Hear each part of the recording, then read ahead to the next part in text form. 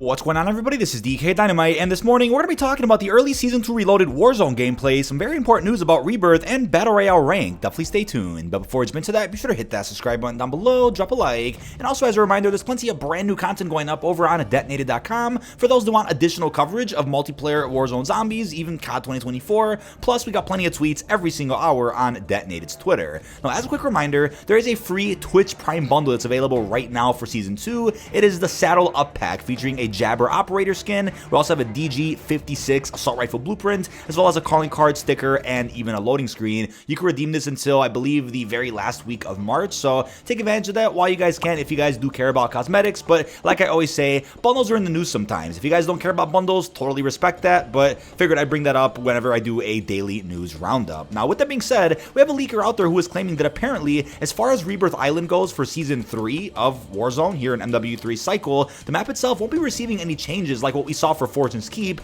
other than the fact that you can swim on Rebirth now, which is going to be a first since you weren't able to swim at all during MW19's Warzone life cycle, or any Warzone map for that matter that came out before Al Mazrah, so that'll be a big change. And then they'll apparently be adjusting some lighting, but like I always say with any rumor or leak out there, take everything with a grain of salt. I honestly wouldn't be shocked though if we don't really get changes point of interest wise on Rebirth. I know Fortune's Keep got some really cool updates that I'm a big fan of, but I do hope what we do see similar to Fortune's is that day one of Rebirth's release, we have a bunch of quests and little Easter eggs we can find scattered around the map. That would be phenomenal, even if we don't get any new areas added to the map for a couple of seasons. Now, I think it is worth questioning though, what version of Rebirth is going to drop? Was it the version we saw at the end of Vanguard's life cycle called Rebirth Reinforced, or will it just be the version of Rebirth we have during Cold War's life cycle during the integration in December of 2020? That's a good question to ask as of now, but either way, I think Rebirth is pretty good as is, but I think to spice things up, I wouldn't mind if they do add in maybe one point of interest here and there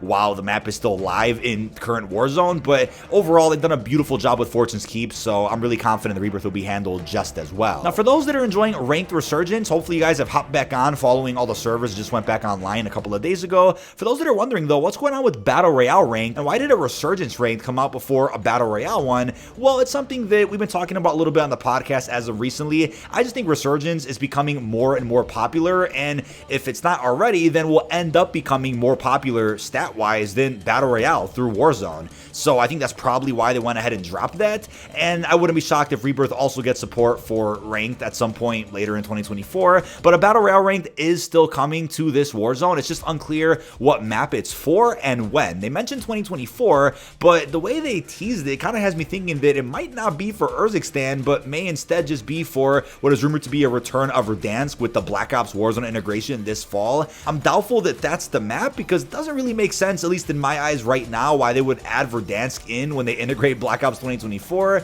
It seems like that's better saved for a March 2025 drop to celebrate the 5-year anniversary. But if they drop Verdansk early or with Black Ops, then I'm totally down for that too. But maybe they figured because people were asking for a Ranked on Verdansk way back when, they might as well save that experience for this winter coming up, and instead of adding a rank to Urzikstan, they'll just save it for Verdansk, or we'll get both, which I'm also down for, so let's just wait and see what happens with that one. But now, before we continue, I just wanted to remind you about MitchCactus.com, where you can get assistance grinding camos, nukes, or schematics in MW3. These guys do not use unlock tools or any bannable methods and will actually help you play the game. Mitch Cactus is also supported by Trustpilot with over 10,000 verified reviews. You can use code Dynamite for a limited time to save 5% off your order.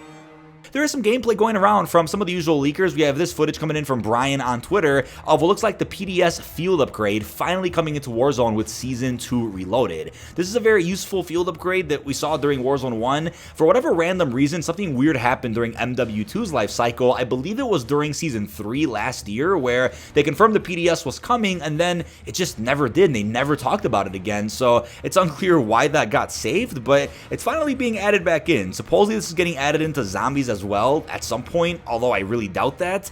But it's confirmed in the blog post you'll be able to use this on the ground, in water, while in the storm, or even on a vehicle. So I'm sure you'll probably be able to buy this at a buy station. If not, you just have to be lucky and loot it out from some of the random chests around the map. And yes, I do believe this will be available on every Warzone map that's in-game right now, whether it's Ashika, Vandal, Fortune's Keep, or even Urzikstan. So be on the lookout for this with the launch of Reloaded on March 6th. But then we have the Research Vessel POI POI coming to Fortune's Keep. So this is actually depicted quite well in the recent Season 2 trailer. You can get some pretty clear footage of somebody roaming their way to the research vessel, and it looks like it's going to be a lot of fun. It's a mobile POI, meaning that it'll move around Fortune's Keep, around the entire island while you're in-game. And based on the blog post, there'll be a couple of secrets to discover while inside of this new point of interest, and I'm sure they'll end up tying an Easter egg to it as well, which I'm really looking forward to. But I know one of the leakers recently did mention that they found some type of strings in the game's code suggesting that there would be a 7th quest we have to complete on Fortune's Keep,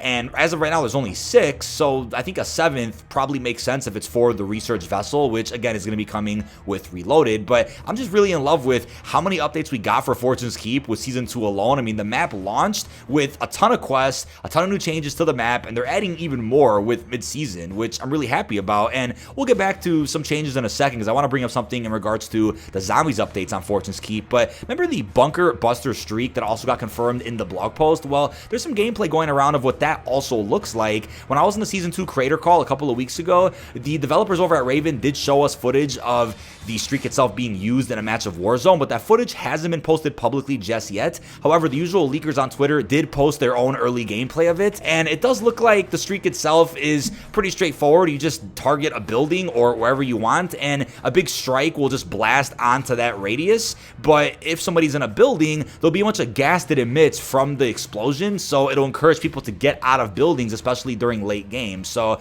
I think it's a pretty cool way for them to counter camping, to make sure that map flow and engagement is as action-packed as possible, no matter what point of the match that you're in. So I'm looking forward to how the streak's gonna play out. But one of the leakers on Twitter did also mention that if this does come to multiplayer, which I feel like it probably will, it'll apparently cost 7 kills to unlock, and it's unclear what the score equivalent will be if you switch to score streaks. But this is a whole new kill streak entirely, and I wouldn't be shocked if it does come to MP, but at the very least, you're gonna be seeing this in ground loot on, I believe, all Warzone maps in game right now. But what I wanted to also mention was in regards to the zombies updates we have on Fortune's Keep. We obviously have the eradication contract, which I'm actually a big fan of. It's a lot of fun to complete, and with the Horde Hunt event that's currently live, what they did is they gave us a random chance of seeing one of the random HVTs, whether it's an armored zombie, a hellhound, a mimic, and I'm wondering if that contract is really going to be removed from Fortune's even after the Horde Hunt event ends on, what is that going to be, March 6th with the launcher Reloaded. I'm kind of going to be sad about that because one of my favorite contracts to do in Fortune's Keep right now.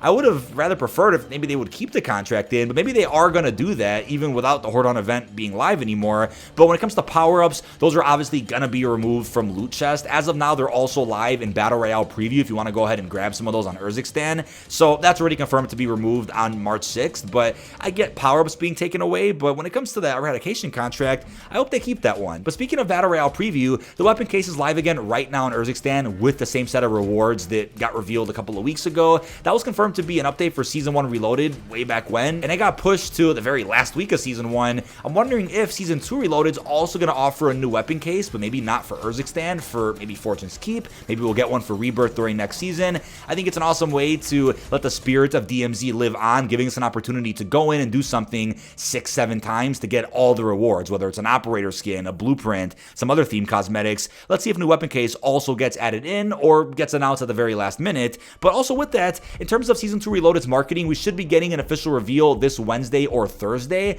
We typically get marketing an exact week before the start of a major content update, but there's been times in the past where Reloaded update gets marketed a little bit later than expected. But I do think they're on pace with MW3's marketing, so we should end up seeing marketing at some point this Wednesday. Should be a full blog post, maybe not a roadmap, but tons of information about stuff that we already know about, and maybe even some other surprises that we didn't even expect. But that is about it. This has been dkdynamite. Leave our thoughts down below in the comment section. What are your thoughts on the early gameplay that has surfaced so far of the Warzone update for Season 2 Reloaded? How are you feeling about the important news of Rebirth Island's changes, as well as Battle Royale ranked possibly being on Verdansk? Really hope you've enjoyed, and peace out, everybody.